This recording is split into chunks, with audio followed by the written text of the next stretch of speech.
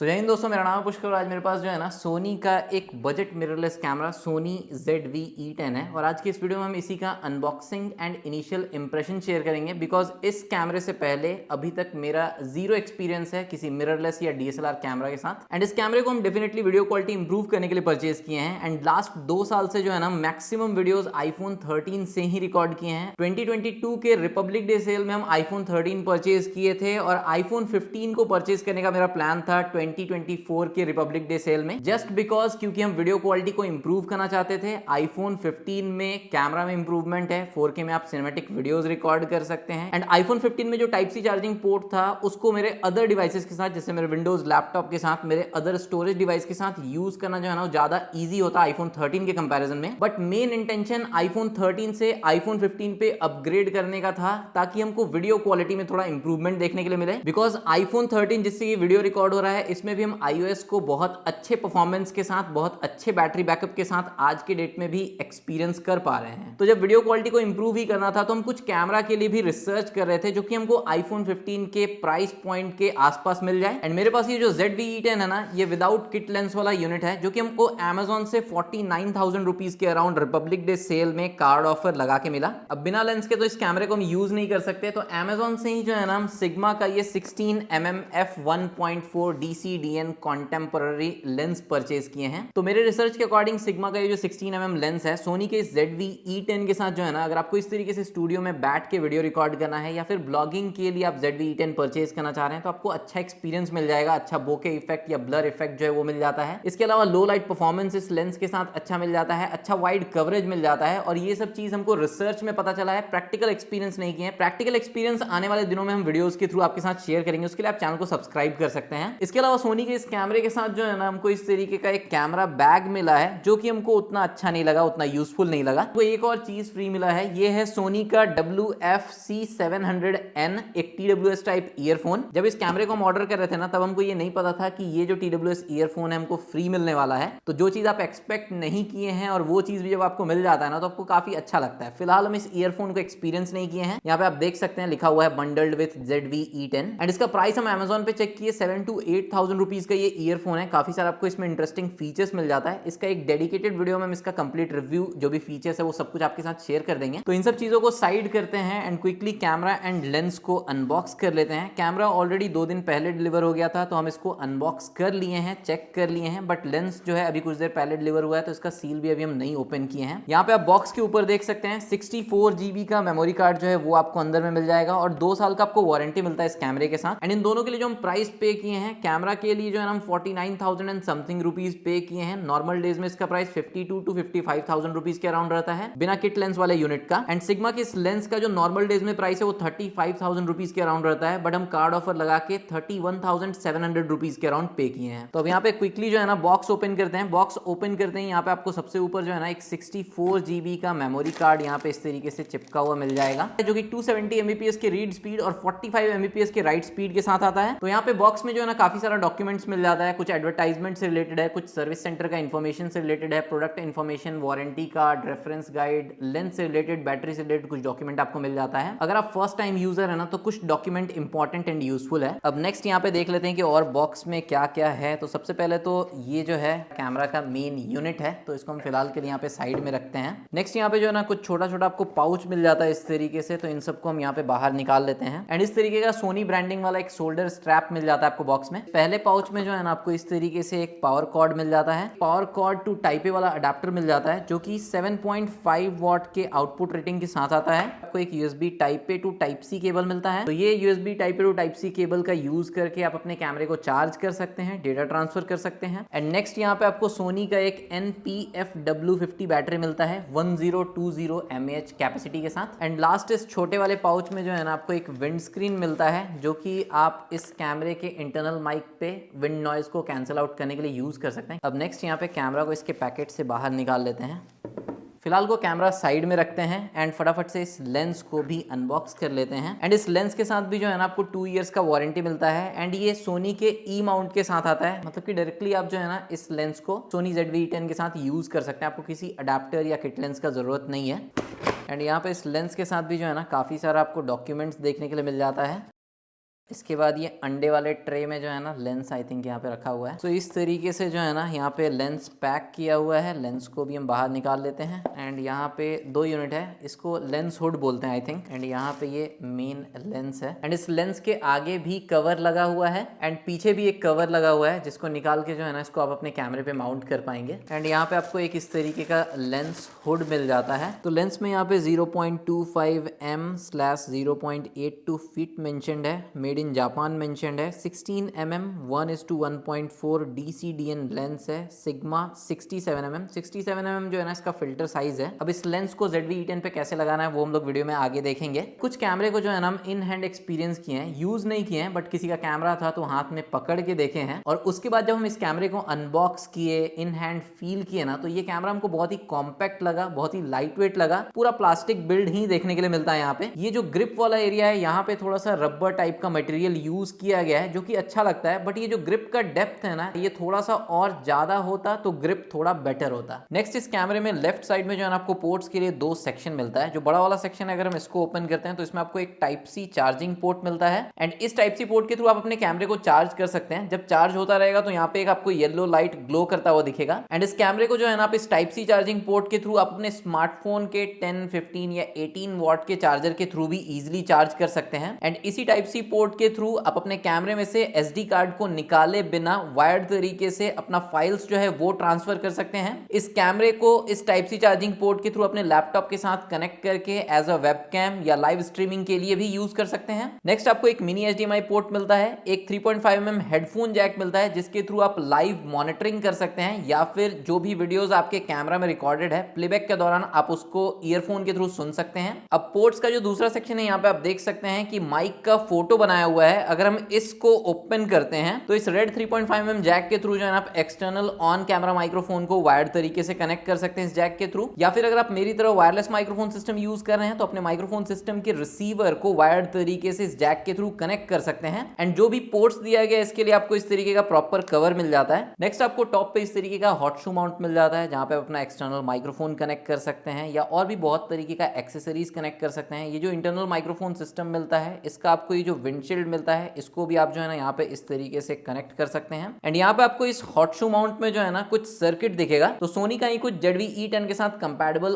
On camera external microphone system आता है जिसको आप डायरेक्टली इस हॉट शू माउंट में अगर लगाते हैं तो आपको वायर्ड तरीके से जो है ना कनेक्ट नहीं करना पड़ेगा इस कैमरे के साथ, वो डायरेक्टली इस हॉट शू माउंट के थ्रू ही आपके कैमरे के साथ कनेक्ट हो जाता है। नेक्स्ट आपको एक 3 कैप्सूल वाला इंटरनल माइक्रोफोन सिस्टम मिलता है। फिर यहाँ पे अगर हम बटन्स का बात करें तो आपको एक डेडिकेटेड मोड बटन मिलता है जिसके थ्रू आप photo mode, video mode and slow motion mode के बीच में स्विच कर सकते हैं। S एंड Q का मतलब स्लो एंड क्विक मोशन। इसके बाद आपको एक डेडिकेटेड ऑन ऑफ बटन मिलता है, एक रेड रिकॉर्ड बटन मिलता है जिसके थ्रू आप वीडियो रिकॉर्डिंग को स्टार्ट स्टॉप कर सकते हैं। फिर आपको एक डायल मिलता है जिसके थ्रू आप अपर्चर सेट कर सकते हैं। नेक्स्ट यहाँ पे आपको एक C1 फोकस डीफोकस बटन मिलता है जिसके थ्रू आप बैकग्राउंड ब्लर या बोके मोड को इनेबल डिसेबल कर सकते हैं। फिर इस तरीके से जूम लीवर के साथ एक शटर बटन मिलता है जिसको लाइट प्रेस करके आप फोकस कर सकते हैं एंड फुल प्रेस करके आप फोटोज क्लिक कर सकते हैं। अब नेक्स्ट इस कैमरे में 3 इंच का एक LCD डिस्प्ले मिलता है जो कि कुछ इस तरीके से 360 डिग्री रोटेटेबल है एंड ये कैमरा जो है ना वो ब्लॉगर्स को ज्यादा टारगेट करता है या फिर अगर आप सोलो वीडियो रिकॉर्ड करते हैं तो आप इस तरीके से वीडियो रिकॉर्ड कर सकते हैं एंड वीडियो रिकॉर्डिंग का लाइव प्रीव्यू जो है ना आप इस डिस्प्ले पे भी देख सकते हैं। बट इस डिस्प्ले में एक नेगेटिव पॉइंट ये है कि ये पार्शियल टच को सपोर्ट करता है, मतलब कि इसमें सिर्फ टच जो है ना वो टैप टू फोकस के लिए आप यूज कर सकते हैं। इसके अलावा नेविगेशन के लिए या किसी भी और काम के लिए जो है ना टच वर्क नहीं करता है। एंड यहाँ पे ग्रिप को इस तरीके से डिजाइन किया गया है कि जब आप अपने थंब को यूज नहीं कर रहे होंगे तो यहाँ पे आप थंब को रेस्ट कर सकते हैं एंड ग्रिप भी थोड़ा सा आपको स्ट्रॉन्ग मिलता है। एंड यहाँ पे बैक साइड में भी कुछ बटन्स है जैसे कि मेन्यू बटन है, फंक्शन बटन है, यहाँ पे आपको एक नेविगेशन व्हील मिलता है जिसमें आपको 4 डायरेक्शन बटन भी मिल जाता है एंड सेंटर में आपको एक सेलेक्ट बटन मिल जाता है। फिर नीचे यहाँ पे आपको एक प्लेबैक बटन मिलता है, एक डिलीट बटन मिलता है जिसके थ्रू आप प्रोडक्ट शोकेस मोड को इनेबल डिसेबल कर सकते हैं। प्रोडक्ट शोकेस मोड एंड ये जो फोकस डीफोकस मोड है ना ये किस तरीके से वर्क करता है, वीडियो पे क्या इफेक्ट देखने के लिए मिलता है वो हम आपको वीडियो में आगे दिखाएंगे। नीचे के साइड आपको 1/4 इंच का एक थ्रेड मिलता है जिसके थ्रू आप इसको ट्राइपॉड पे माउंट कर सकते हैं। स्पीकर ग्रिल है, बैटरी एंड SD कार्ड लगाने के लिए कंपार्टमेंट है एंड इस पे जो है ना आपको एक लॉक अनलॉक का बटन मिलता है, इसको आप इस तरीके से अनलॉक करेंगे तो यहाँ पे आप बैटरी एंड SD कार्ड जो है वो लगा सकते हैं। अगर आपको बैटरी को बाहर निकालना है तो ये जो ब्लू लिवर मिलता है ना इसको आपको इस तरीके से प्रेस करना है एंड आप देख सकते हैं कि बैटरी जो है वो ऑटोमेटिकली पॉप कर गया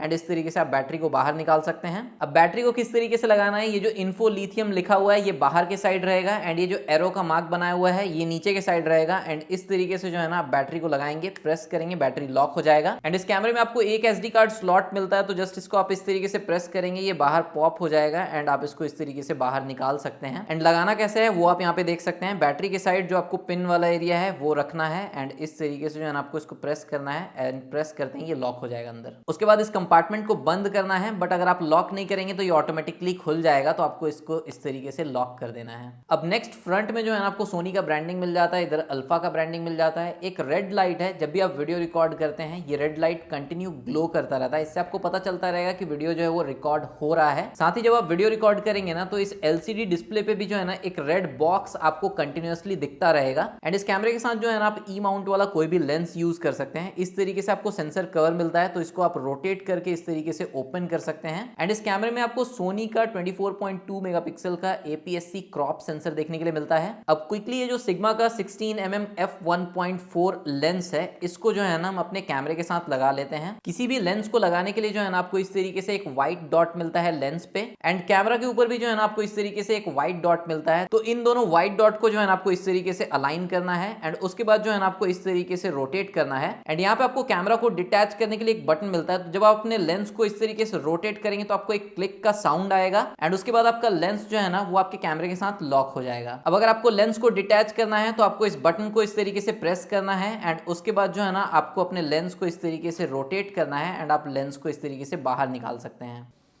अब नेक्स्ट इस कैमरे को टर्न ऑन कर लेते हैं एंड जो इनिशियल सेटअप है वो हम आपके साथ शेयर करते हैं। सबसे पहले तो आपको एक लैंग्वेज स्क्रीन मिल जाएगा एंड इंग्लिश, हिंदी के अलावा यहाँ पे आपको काफ़ी सारे लैंग्वेजेस का ऑप्शन मिलता है, तो आप लैंग्वेज सेलेक्ट कर लीजिएगा। एंड जैसा कि हम आपको बताए थे कि आप टच के थ्रू जो है ना नेविगेट नहीं कर सकते हैं या सेलेक्ट नहीं कर सकते हैं, तो आपको ये जो सेलेक्ट बटन मिलता है इसके थ्रू एंटर को सेलेक्ट कर लेना है। इसके बाद आपका जो एरिया है या जो रीजन है ना वो इस नेविगेशन व्हील की मदद से आपको फाइंड आउट कर लेना है, फिर सेलेक्ट कर लेना है। नेक्स्ट यहाँ पे आपको डे लाइट सेविंग का ऑप्शन मिलता है। आई थिंक ये ऑटो ब्राइटनेस के लिए होगा, बट हम फिलहाल इसको ऑफ रहने देते हैं। नेक्स्ट यहाँ पे डेट एंड टाइम पे चले जाते हैं और उसके बाद इस नेविगेशन व्हील में ही जो आपको डायरेक्शन बटन मिलता है ना इसकी मदद से आप डेट एंड टाइम जो है सेट कर सकते हैं। तो अगर आप प्रेस भी करके रखेंगे ना तो इस तरीके से क्विकली चेंज हो जाएगा। एंड सब सेट करने के बाद सेलेक्ट बटन के ऊपर टैप करते हैं, फिर आपको यहाँ पे डेट फॉर्मेट का ऑप्शन मिलता है एंड देन लास्ट यहाँ पे एंटर का ऑप्शन मिलता है, सेलेक्ट करते हैं एंड उसके बाद आपको इमेजिन एज करके एक सोनी का ऐप है उसका ऐड देखने के लिए मिलेगा। ओके सेलेक्ट करते हैं एंड यहाँ पे मेरे कैमरे का सेटअप जो है वो कंप्लीट हो चुका है एंड फिलहाल जो है ना लेंस के आगे कवर लगा हुआ है इसलिए आपको सब कुछ ब्लैक ब्लैक दिख रहा है, अब आप देख सकते हैं। अब नेक्स्ट इस बटन के थ्रू जो है ना आप अलग अलग जो 3 मोड्स मिलता है इनके बीच में स्विच कर सकते हैं। तो यहाँ पे आप देख सकते हैं ये है इंटेलिजेंट ऑटो सेटिंग के साथ वीडियो मोड, इसके बाद ये SNQ मोड है जिसमें आप स्लो मोशन वीडियोस रिकॉर्ड कर सकते हैं,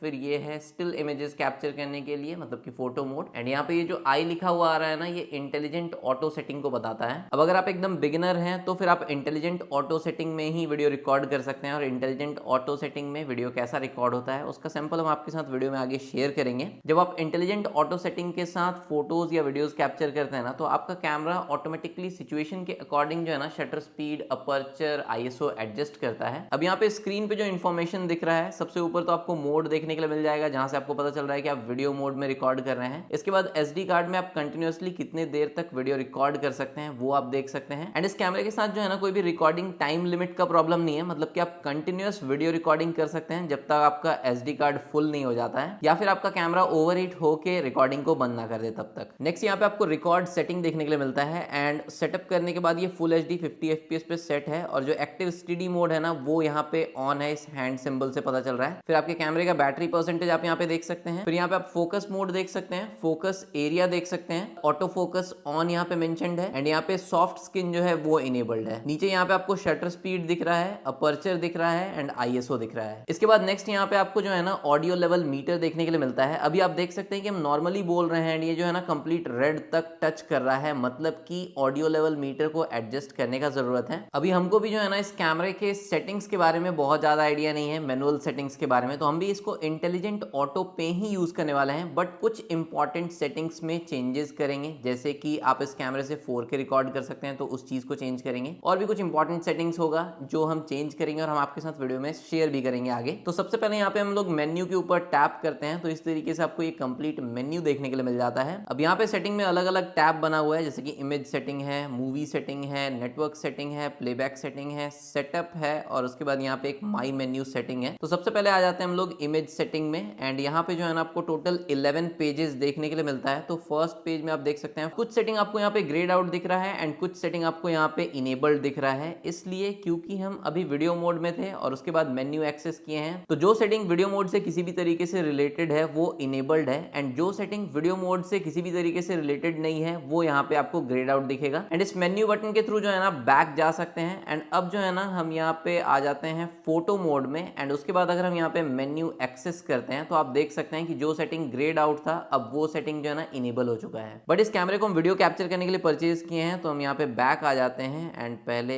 वीडियो मोड में आ जाते हैं एंड वापस से अब हम मेन्यू एक्सेस करते हैं। अब जो इंपॉर्टेंट सेटिंग्स होगा जो आपको चेंज कर लेना चाहिए इनिशियली वो हम आपके साथ शेयर कर देते हैं। अभी हम यहाँ पे इमेज सेटिंग के फर्स्ट पेज पे हैं। सेकंड पेज पे आपको ये कुछ ऑप्शंस मिलता है, हर एक सेटिंग के बारे में अभी हमको उतना आइडिया नहीं है। अब यहाँ पे थर्ड पेज पे आप देख सकते हैं ये कुछ ऑप्शंस मिलता है। फोर्थ पेज जहाँ पे आप फोकस मोड जो है वो चेंज कर सकते हैं, फिलहाल कंटिन्यूअस ऑटो फोकस ही रहने देते हैं। जो इंपॉर्टेंट सेटिंग नंबर 1 है वो है फोकस एरिया, इसको हम सेलेक्ट करते हैं और ये बाय डिफॉल्ट जोन सेलेक्टेड रहता है। तो यहाँ से आपको फोकस एरिया को वाइड सेलेक्ट कर लेना है और भी कुछ ऑप्शंस मिलता है। नेक्स्ट पेज पे focus, frame colour, auto focus, area, auto clear और भी कुछ ऑप्शंस यहाँ पे देखने के लिए मिल जाता है। फिर नेक्स्ट पेज एक्सपोजर से रिलेटेड है। फिर यहाँ पे आपको फ्लैश मोड देखने के लिए मिलता है। इंटरनल इस कैमरे में कोई भी फ्लैश नहीं है, एक्सटर्नल कोई फ्लैश अगर आप यूज करते हैं तो आई थिंक उसके सेटिंग्स को आप यहाँ पे एडजस्ट कर सकते हैं। फिर यहाँ पे आपको colour, white balance, image processing से रिलेटेड कुछ सेटिंग्स देखने के लिए मिलता है एंड सारा यहाँ पे ग्रेड आउट है वीडियो मोड के लिए। फिर नेक्स्ट यहाँ पे आपको सॉफ्ट स्किन इफेक्ट मिलता है। तो इंपॉर्टेंट सेटिंग नंबर 2 है सॉफ्ट स्किन इफेक्ट, जिसको आपको यहाँ पे डिसेबल कर लेना है। अगर आपको सॉफ्ट स्किन इफेक्ट इनेबल रखना है तो आप इनेबल भी रख सकते हैं। इनिशियली आप सॉफ्ट स्किन इफेक्ट को ऑन या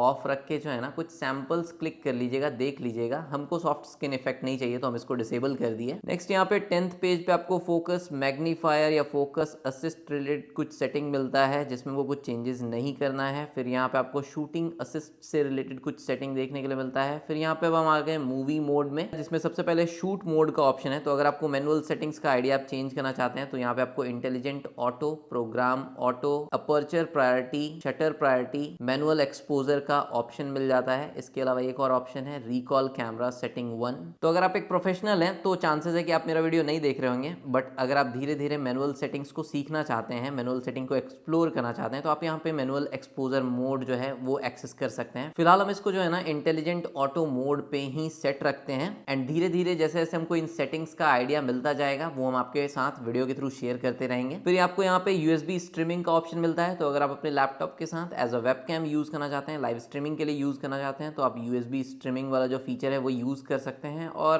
किसी डेडिकेटेड वीडियो में आपको बताएंगे किस तरीके से इस कैमरे को आप USB स्ट्रीमिंग के लिए यूज कर सकते हैं। फिर आपको यहाँ पे फाइल फॉर्मेट का ऑप्शन मिलता है। तो फाइल फॉर्मेट को हम यहाँ पे सेलेक्ट करते हैं तो यहाँ पे आपको फुल HD एंड 4K का ऑप्शन मिलता है। तो हम यहाँ पे 4K जो है वो सेलेक्ट कर लेते हैं एंड जितना हमको पता है ZV-E10 जो है ना वो 6K में वीडियो रिकॉर्ड करता है और उसको 4K में प्रोसेस करके आपको आउटपुट देता है। नेक्स्ट रिकॉर्ड सेटिंग में अगर आप पैल रीजन में इस कैमरे को यूज कर रहे हैं तो 4K के साथ आपको 25 FPS के साथ 60 मेगाबिट और 100 मेगाबिट का मैक्सिमम ऑप्शन मिलता है। बट अगर हम यहाँ पे फाइल फॉर्मेट को जो है ना HD सेलेक्ट कर लेते हैं और उसके बाद अगर हम रिकॉर्ड सेटिंग में आते हैं तो आपके पास यहाँ पे 50 FPS पे 50 मेगाबिट, 50 FPS पे 25 मेगाबिट, 25 FPS पे 50 मेगाबिट और 25 FPS पे 16 मेगाबिट का ऑप्शन इनेबल हो जाता है। एंड अगर आप इस कैमरे को NTSC रीजन में यूज कर रहे हैं तो आप फुल HD के साथ मैक्सिमम 60 FPS पे वीडियो रिकॉर्ड कर सकते हैं एंड 4K के साथ मैक्सिमम 30 FPS पे वीडियो रिकॉर्ड कर सकते हैं। बट फिलहाल हम बेस्ट क्वालिटी के लिए 4K 25 FPS 100 मेगाबिट वाला ऑप्शन सेलेक्ट कर लेते हैं। नेक्स्ट यहाँ पे S&Q सेटिंग मतलब कि स्लो मोशन से रिलेटेड कुछ सेटिंग्स मिल जाता है। अब नेक्स्ट पेज पे आपको ये कुछ सेटिंग्स देखने के लिए मिल जाता है जिसमें हमको फिलहाल कुछ चेंजेस नहीं करना है। फिर आपको यहाँ पे ऑडियो रिकॉर्ड लेवल का ऑप्शन मिलता है। तो फोर्थ इंपॉर्टेंट चेंज आपको जो करना है सेटिंग में इनिशियली वो है ऑडियो रिकॉर्ड लेवल में। इनिशियली आप देख सकते हैं कि यहाँ पे जो ऑडियो रिकॉर्ड लेवल है वो 26 पे सेट रहता है और नॉर्मली जब हम बोल रहे हैं ना तो यहाँ पे आप देख सकते हैं ऑडियो लेवल मीटर में कि बिल्कुल ये रेड पॉइंट को टच कर रहा है। तो आपको इस वैल्यू को थोड़ा सा कम करना होगा ताकि जो आपका ऑडियो रिकॉर्ड का लेवल है ना वो -20 टू -12 dB के बीच में रहे।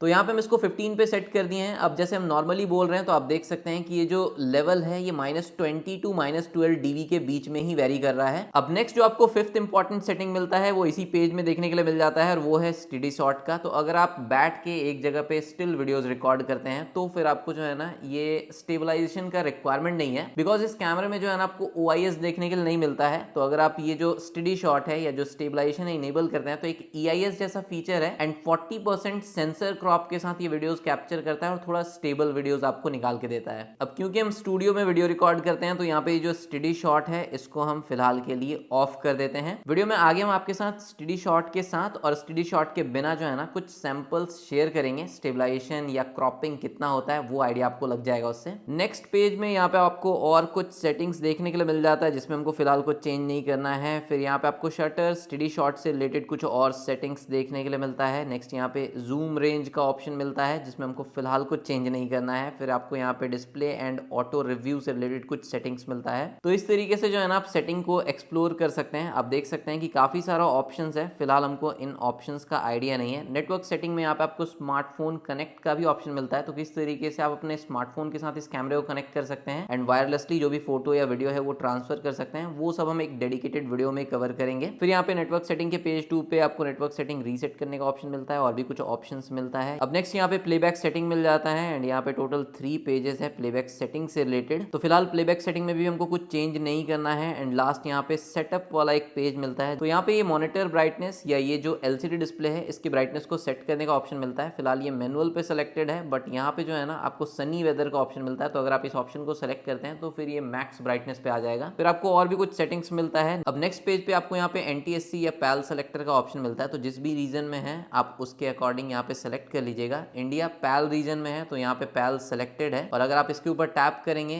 NTSC को अगर आप सेलेक्ट करेंगे ना तो फिर आपको maximum 4K 30 FPS and 1080p 60 FPS का ऑप्शन जो है वो रिकॉर्ड सेटिंग में देखने के लिए मिल जाएगा। एंड PAL रीजन में अगर आप NTSC सेटिंग में वीडियो रिकॉर्ड करते हैं ना तो लाइट के फ्लिकरिंग वाला इशू जो है ना वो आपका कैमरा कैप्चर करेगा। स्टूडियो लाइट के साथ जनरली ये इशू नहीं होता है। इसके बाद यहाँ पे आपको cleaning mode, touch operation, TC UB setting मिल जाता है, HDMI सेटिंग मिल जाता है। फिर नेक्स्ट पेज पे आपको यहाँ पे और भी कुछ सेटिंग्स देखने के लिए मिल जाता है। फोर्थ पेज पे यहाँ पे आपको फॉर्मेट का ऑप्शन मिलता है। तो अगर आप अपने कैमरा में जो SD कार्ड लगा के रखे हैं, अगर आपको उसको अपने कैमरा के अंदर ही फॉर्मेट करना है तो आप यहाँ पे फॉर्मेट के ऑप्शन को सेलेक्ट करेंगे। इस तरीके से बिना SD कार्ड को अपने कैमरे में से बाहर निकाले ही आप अपने SD कार्ड को कैमरे में ही फॉर्मेट कर पाएंगे। इसके बाद यहाँ पे आपको file folder setting, file setting और भी कुछ ऑप्शंस मिलता है। इसके बाद लास्ट पेज पे कुछ और ऑप्शन मिलता है एंड लास्ट यहाँ पे आपको सेटिंग रीसेट का ऑप्शन मिलता है। इसके ऊपर टैप करके जो है ना आप कैमरा के सेटिंग को रीसेट कर सकते हैं या फिर इनिशियलाइज को सेलेक्ट करते हैं तो आप कैमरा को कंप्लीट रीसेट कर सकते हैं। तो फ्रेंड्स हम आपके साथ कुछ basic important setting Soni ZV-E10 का शेयर किए। अब वापस से हम यहाँ पे जो है ना कैमरा स्क्रीन पे आ जाते हैं। यहाँ पे अगर आप फंक्शन बटन टैप करते हैं तो आप जिस मोड में है, जैसे अगर हम वीडियो मोड में है तो वीडियो मोड के अकॉर्डिंग जो यहाँ पे कुछ इंपॉर्टेंट सेटिंग्स है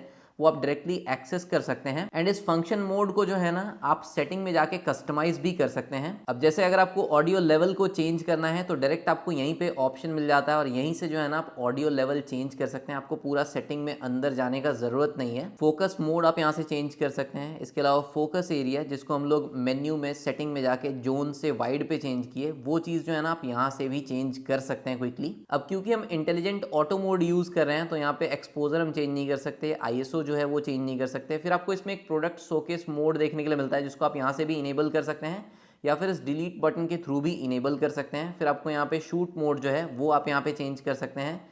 इसके अलावा picture profile, creative style, white balance आप चेंज कर सकते हैं बट फिलहाल इंटेलिजेंट ऑटो मोड में आपको ये सब ऑप्शंस नहीं मिलता है। नेक्स्ट यहाँ पे सॉफ्ट स्किन इफेक्ट को आप इनेबल डिसेबल कर सकते हैं। स्टडी शॉट को आप यहाँ से इनेबल डिसेबल कर सकते हैं। तो आई होप आपको सोनी ZV-E10 के UI का एक क्लियर आइडिया लग गया होगा। अब जो आप ये वीडियो देख रहे हैं ये सोनी के इसी ZV-E10 से सिग्मा 16mm f1.4 लेंस का यूज करके हम रिकॉर्ड कर रहे हैं। जो मेरा वॉइस है वो इंटरनल माइक के थ्रू रिकॉर्ड हो रहा है एंड रिकॉर्डिंग जो है ना हम 4K 25 FPS पे कर रहे हैं एंड जो सेटिंग है वो फिलहाल हम इंटेलिजेंट ऑटो पे सेट किए हुए हैं बिकॉज अभी हमको जो मैनुअल सेटिंग्स हैं उनका बहुत ज्यादा आइडिया नहीं है, तो धीरे धीरे हम मैनुअल सेटिंग्स के बारे में सीखेंगे एंड जो भी शेयर करने लायक इन्फॉर्मेशन होगा वो हम आपके साथ शेयर करेंगे। अभी हम कैमरा का इंटरनल माइक सिस्टम जो है वो यूज कर रहे हैं, तो आपको थोड़ा एको जैसा फील हो रहा होगा। एंड अब हम एक्सटर्नल वायरलेस माइक यूज कर रहे हैं, तो वॉइस ज्यादा क्रिस्प और क्लियर आ रहा होगा। एंड फिलहाल कैमरा में जो एक्टिव स्टडी मोड मिलता है, मतलब जो स्टेबलाइजेशन का ऑप्शन मिलता है वो डिसेबल्ड है, तो जो फ्रेम का साइज है वो आप देख सकते हैं। तो अब हम एक्टिव स्टेबलाइजेशन मोड इनेबल कर दिए हैं और एक्टिव स्टेबलाइजेशन मोड इनेबल करने पे 40% सेंसर क्रॉप के साथ जो है ना आप स्टेबल वीडियोस रिकॉर्ड कर सकते हैं। तो अगर आप वॉकिंग करते हुए, रनिंग करते हुए या फिर ट्रैवलिंग करते हुए व्लॉग्स रिकॉर्ड करते हैं, तो इस तरीके से जो है ना आप एक्टिव स्टेबलाइजेशन मोड को इनेबल करके स्टेबल वीडियोस कैप्चर कर सकते हैं। बट अगर आप इस तरीके से स्टूडियो में वीडियोस रिकॉर्ड करते हैं तो फिर आपको स्टेबलाइजेशन को या एक्टिव स्टडी मोड को इनेबल करने का जरूरत नहीं है। अब जैसे हम स्टेबलाइजेशन को ऑफ किए तो आप देख सकते हैं कि फ्रेम का साइज इंक्रीज हो जाता है, आप ज्यादा वाइड कैप्चर कर पाएंगे। एंड वीडियो में हम आपको दिखाएं कि सोनी ZV-E10 में जो है ना आपको एक C1 बैकग्राउंड ब्लर के लिए बटन मिलता है, जिसको डी फोकस बटन भी बोलते हैं। अभी फिलहाल आप देख सकते हैं कि मेरा बैकग्राउंड जो है ना वो आपको काफी क्लियर दिख रहा होगा, बिकॉज जो C1 बटन है या जो बैकग्राउंड ब्लर बटन है या जो डी फोकस बटन है वो हम इनेबल नहीं किए हुए हैं। अब हम यहाँ पे बैकग्राउंड डी फोकस बटन को इनेबल कर दिए हैं। इसमें आपको दो मोड मिलता है, पहला है डी फोकस मोड और दूसरा है क्लियर मोड। क्लियर मोड में आपको बैकग्राउंड जो है वो क्लियर सा दिखेगा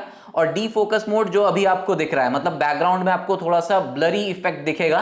एंड इस सेम डी फोकस बटन को या बैकग्राउंड ब्लर वाले ऑप्शन को जो है हम आउटडोर में भी ट्राई किए थे, काफी अच्छा वीडियो जो है वो रिकॉर्ड हुआ था। बट क्योंकि हम इंटरनल माइक से रिकॉर्ड कर रहे थे तो काफी ज्यादा विंड ब्लास्ट रिकॉर्ड हो गया था। एंड वीडियो रिकॉर्डिंग को बिना स्टॉप किए जो है ना बैकग्राउंड ब्लर को डी फोकस मोड पे या क्लियर मोड पे स्विच कर सकते हैं। बट जब हम आउटडोर में क्लियर मोड से डी फोकस मोड पे बिना वीडियो रिकॉर्डिंग को स्टॉप किए स्विच कर रहे थे ना, तो एक्सपोजर फ्लक्चुएशन वाला एक इफेक्ट जो है वो देखने के लिए मिला था, जो हम आपके साथ अभी स्क्रीन पे शेयर कर रहे हैं। बट अभी आप देख सकते हैं कि इंडोर में यहाँ पे अभी हम क्लियर मोड पे वीडियो रिकॉर्ड कर रहे हैं एंड वीडियो रिकॉर्डिंग को कंटिन्यू चलते रहने देते हैं। एंड यहाँ पे हम डी फोकस मोड जो है वो इनेबल कर दिए, तो बैकग्राउंड में ब्लर कितना आपको देखने के लिए मिल रहा है, कैसा देखने के लिए मिल रहा है, एंड जब क्लियर मोड से डी फोकस मोड पे स्विच होता है तो कैसा इफेक्ट देखने के लिए मिलता है, वो सब कुछ आपको पता चल गया होगा। इसके अलावा ZV-E10 में जो है ना आपको एक प्रोडक्ट शोकेस मोड देखने के लिए मिलता है। डिलीट बटन के थ्रू आप प्रोडक्ट शोकेस मोड को इनेबल डिसेबल कर सकते हैं। जैसे फिलहाल प्रोडक्ट शोकेस मोड डिसेबल्ड है एंड यहाँ पे ये जो कैमरा लेंस कवर है, अगर हम इस तरीके से दिखाना चाहें तो ये फोकस नहीं कर रहा है, मेरे फेस पे, मेरे आई पे ही फोकस है इसका। तो जब तक कि जो प्रोडक्ट है वो मेरे फेस को इस तरीके से कवर नहीं करता है ना, तब तक आप इसको फोकस नहीं कर सकते हैं, अगर प्रोडक्ट शोकेस मोड इनेबल नहीं रहेगा तो। एंड अभी हम यहाँ पे प्रोडक्ट शोकेस मोड को इनेबल कर दिए हैं। अब जैसे ही किसी भी प्रोडक्ट को हम इस तरीके से आगे लेके आते हैं ना, आप देख सकते हैं कि मेरे फेस से फोकस क्विकली जो है ना प्रोडक्ट के ऊपर शिफ्ट कर जाता है। इवन अगर हम अपने फेस को कवर नहीं भी करते हैं तो भी जो है ना फोकस प्रोडक्ट के ऊपर आ जाता है। तो मेरे जैसे कंटेंट क्रिएटर के लिए जो है ना ये प्रोडक्ट शोकेस मोड काफी यूजफुल फीचर है। एंड ये सेम फीचर का यूज करके जो है ना अभी रिसेंटली हम एक पोको X6 Pro का सेटअप एंड फर्स्ट इंप्रेशन वाला वीडियो शेयर किए थे। वहां पे वीडियो के स्टार्टिंग में जो है ना पोको X6 Pro और उसके एक्सेसरीज को प्रॉपरली शो करने के लिए हम इस प्रोडक्ट शोकेस मोड को यूज किए थे, तो उसका कुछ सैंपल्स अभी आप स्क्रीन पे देख पा रहे होंगे। एंड ये जो प्रोडक्ट शोकेस मोड है ना, इसको वीडियो रिकॉर्डिंग को कंटिन्यू रखते हुए आप इनेबल डिसेबल नहीं कर सकते। अगर आपको प्रोडक्ट शोकेस मोड को इनेबल करना है तो पहले जो आप वीडियो रिकॉर्ड कर रहे हैं उसको आपको स्टॉप करना पड़ेगा, प्रोडक्ट शोकेस मोड को इनेबल करना पड़ेगा, फिर आपको एक न्यू वीडियो रिकॉर्ड करना पड़ेगा। अब नेक्स्ट ZV-E10 को इसी सिग्मा के लेंस के साथ जो है ना हैंडल्ड तरीके से हम आउटडोर में ब्लॉगिंग जैसा कुछ वीडियोस रिकॉर्ड किए, जिससे आपको स्टेबलाइजेशन का भी बेटर आइडिया लग जाएगा, तो वो आप देख सकते हैं। तो अभी हम यहाँ पे वॉक करते हुए वीडियो रिकॉर्ड कर रहे हैं एंड जो भी आप सैंपल देख रहे हैं ना, ये सब 4K 25 FPS पे ही रिकॉर्ड हो रहा है। एंड जो रिकॉर्ड सेटिंग है वो इंटेलिजेंट ऑटो पे सेट है, बिकॉज फिलहाल हमको ज़्यादा आइडिया नहीं है कैमरा सेटिंग्स का, इसीलिए हम इंटेलिजेंट ऑटो पे ही सेट किए हुए हैं। एंड जो भी साउंड कैप्चर हुआ है जितना भी सैम्पल्स में, वो सब इसके इंटरनल 3 कैप्सूल वाले माइक सिस्टम से ही रिकॉर्ड हुआ है। एंड फिलहाल यहाँ पे स्टडी शॉट जो है ना वो हम ऑफ करके रखे हैं, तो स्टेबलाइजेशन किस तरीके से है वॉक करते हुए उसका आइडिया आपको लग जाएगा। अब जो एक्टिव स्टडी शॉट का फीचर मिलता है ना, इसको हम एक्टिव पे सेट कर दिए हैं, तो यहाँ पे 40% जो है ना सेंसर क्रॉप होता है एंड आप थोड़ा सा स्टेबल वीडियोस जो है वो इस तरीके से रिकॉर्ड कर सकते हैं वॉकिंग या व्लॉगिंग करते हुए। अगर हम यहाँ पे स्लोली रनिंग करते हैं तो भी आपको स्टेबलाइजेशन का आइडिया लग जाएगा। सो फ्रेंड्स, यही था सोनी के ZV-E10 का सिग्मा के 16mm f1.4 लेंस के साथ मेरा इनिशियल इंप्रेशन। इसके अलावा हम आपके साथ जो है ना ZV-E10 का डिटेल्ड कैमरा सेटअप जो है वो शेयर किए, कुछ इंपॉर्टेंट सेटिंग्स अगर आप एकदम बिगिनर हैं इंटेलिजेंट ऑटो मोड के साथ कुछ बिगिनर के लिए जो सेटिंग्स था इंपॉर्टेंट वो हम आपके साथ शेयर किए। फिलहाल के लिए इस कैमरा को जो है ना इंटेलिजेंट ऑटो सेटिंग के साथ जो भी हम वीडियो रिकॉर्डिंग मोड में एक्सप्लोर किए वो सब आपके साथ शेयर किए। अगर आपको ये वीडियो अच्छा लगा हो तो आप वीडियो को लाइक कीजिएगा। Sony ZV-E10 and Sigma 16mm f1.4 lens के रिगार्डिंग कोई भी आपका डाउट हो, क्वेरी हो, आप कमेंट सेक्शन में पूछ सकते हैं। ये वीडियो अगर आपको अच्छा लगा हो तो वीडियो को लाइक कीजिएगा, चैनल को सब्सक्राइब कीजिएगा, अपने फ्रेंड्स और फैमिली में शेयर कीजिएगा बिकॉज बिल्कुल फ्री है। मिलते हैं नेक्स्ट वीडियो में, तब तक टेक्नोलॉजी का इस्तेमाल लिमिट में कीजिए। देखने के लिए आपका धन्यवाद।